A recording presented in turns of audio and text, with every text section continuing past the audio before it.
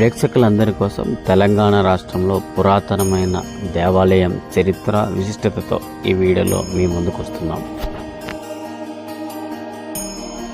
తెలంగాణ రాష్ట్రంలో రంగారెడ్డి జిల్లా మహేశ్వరం నియోజకవర్గం కందుకూరు మండలంలో పులిమామిడి గ్రామంలో స్వయంభూగా వెలిసిన శ్రీ శ్రీ శ్రీ చీకటి లక్ష్మీ వెంకటేశ్వర స్వామి తాలూకా దేవాలయం విశిష్టతతో మీ ముందుకు వస్తున్నాం.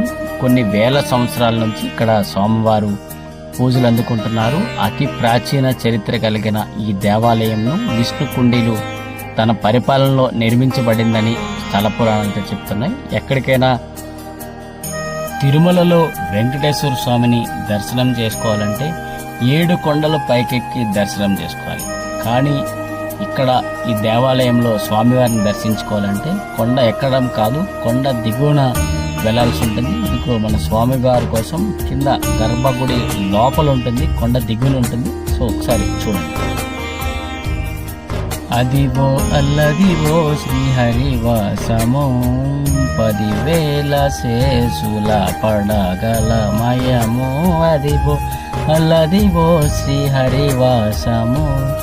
ఇది రంగారెడ్డి జిల్లాలో ఈ స్వామివారు ప్రజలందరికీ నేరుగా ప్రత్యక్ష దైవంగా ప్రజలందరి చేత పూజలు అందుకుంటున్నారు. ఈ వీడియోని తప్పనిసరిగా మీ మిత్రులందరికీ షేర్ చేయండి.